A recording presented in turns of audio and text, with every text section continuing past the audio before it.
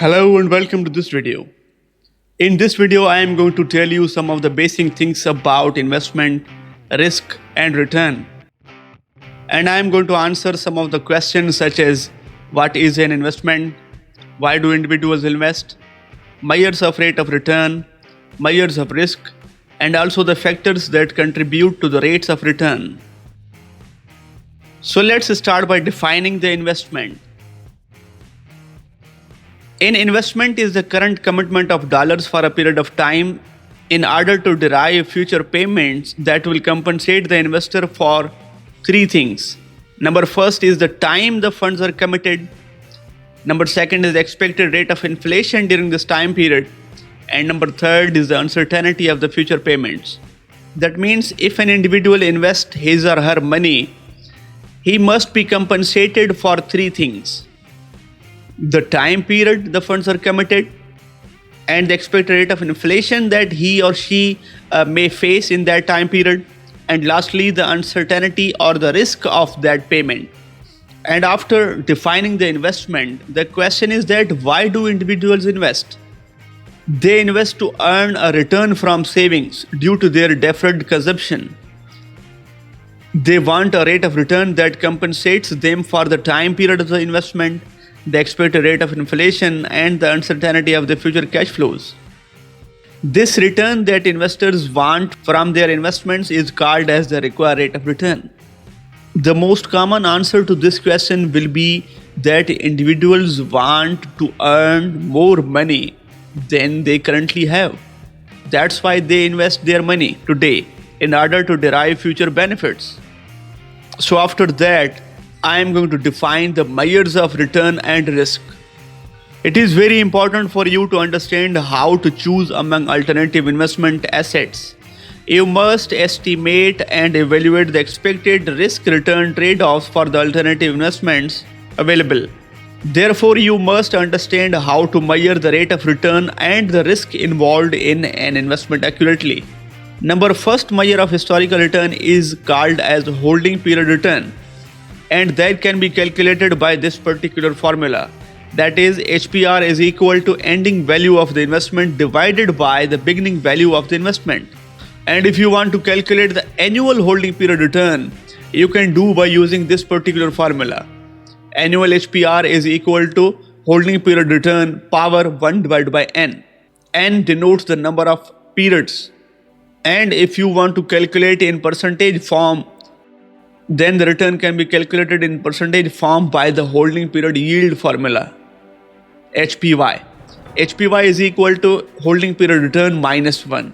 For example, consider an investment that costs $350 and is worth $450 after 2 years.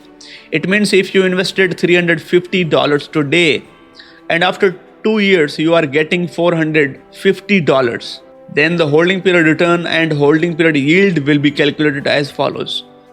Holding period return is equal to ending value divided by beginning value. So here ending value will be the return that you are going to get after some period of time.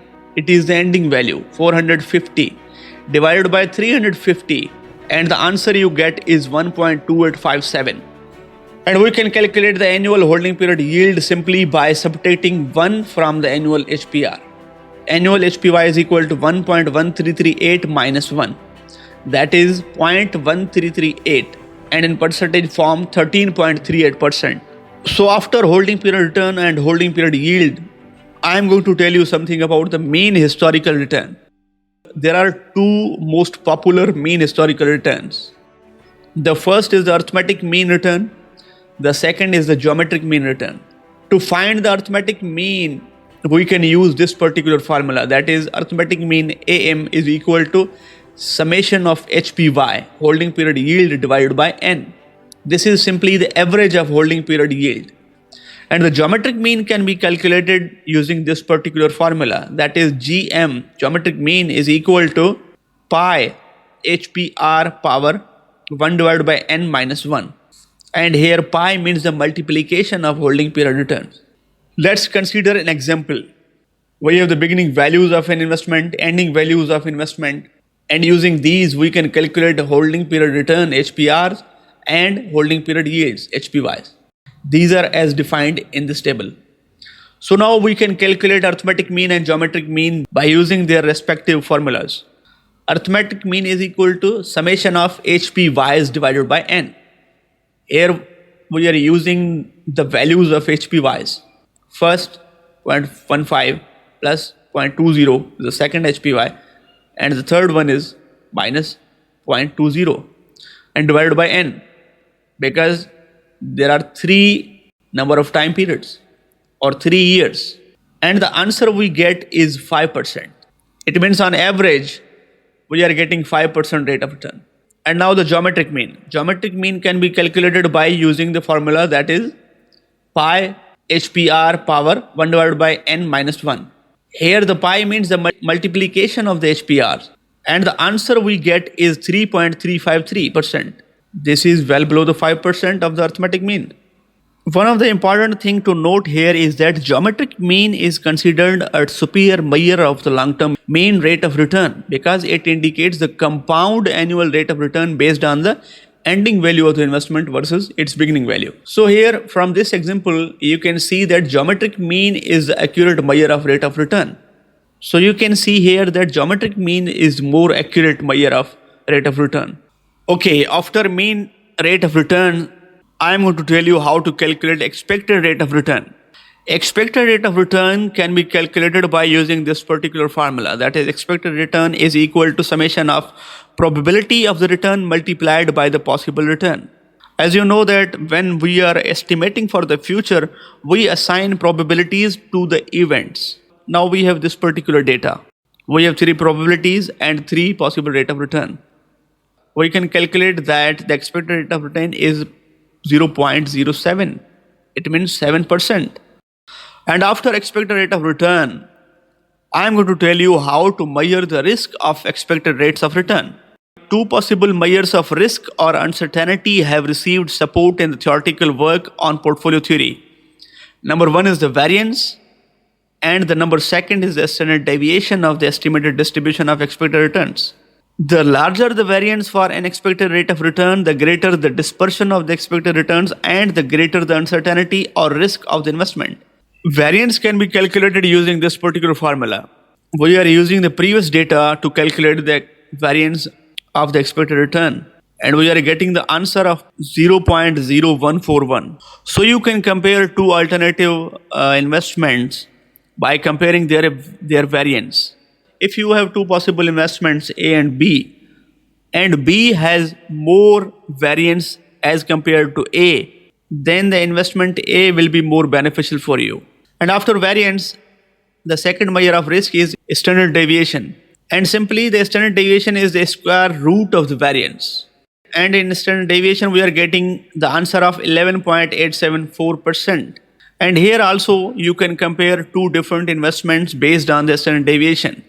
If investment A and B are in consideration and B has more standard deviation, then A will be the beneficial investment because it have less variance and hence less risk and uncertainty.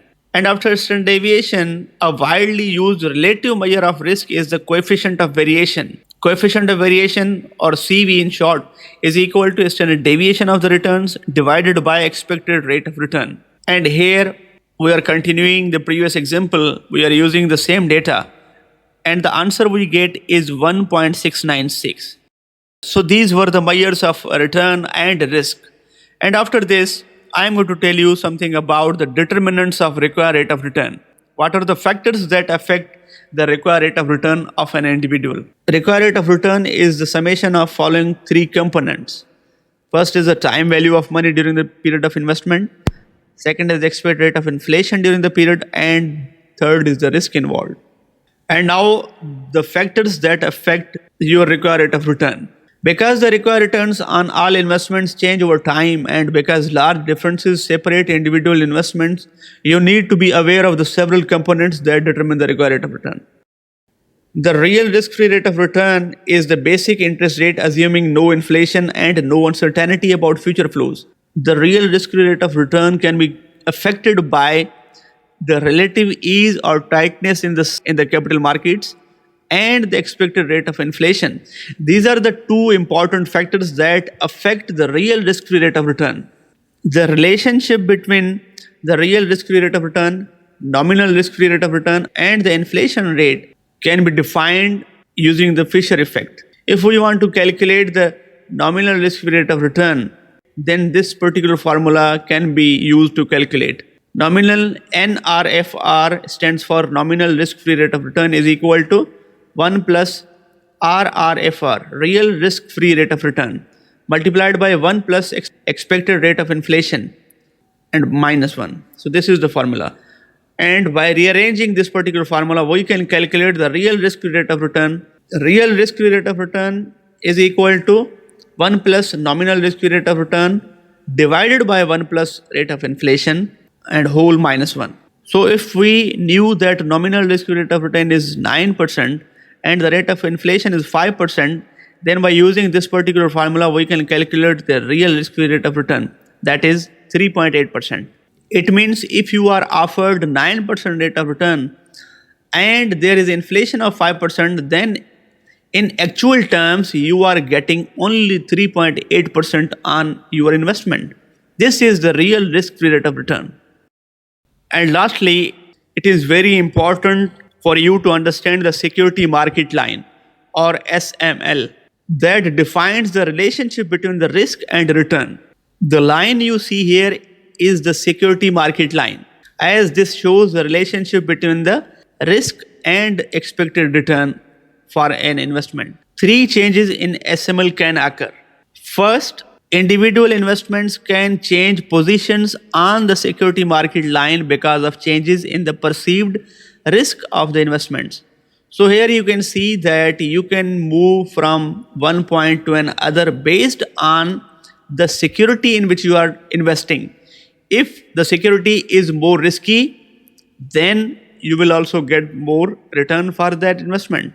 Then you will move further to the right side of the SML.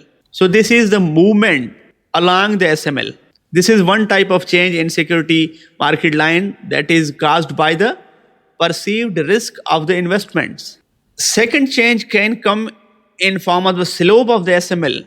The slope of security market line can change because of a change in the attitudes of investors toward risk. That is, investors can change the returns they require per unit of risk. So now if the attitude of the investors changes and they want more return on same risk, then the slope of security market line can change in this way. The slope of SML will be more steep as compared to the previous SML. And this change can be caused by the change in the attitudes of the investors toward risk. Third, the security market line can experience a parallel shift due to change in the real risk-free rate of return or the expected rate of inflation. This is the third type of change that can occur in the security market line. And this will be due to conditions in the capital markets. If there is a change in the real risk-free rate of return, then the security market line can shift upward. Or if there is a relative tightness or ease in the capital markets or in the monetary policy, then it can also affect the security market line, and the security market line will shift accordingly. So these are the three type of changes that come to security market line or the risk-return relationship. So that was all about in today's video. I hope I have covered some of the basic concepts about the investment, risk and return. If you got any query, any question, you can write a comment in the comment section below. Please do subscribe my YouTube channels so that I can feel motivated to create more videos like this. Thank you for watching.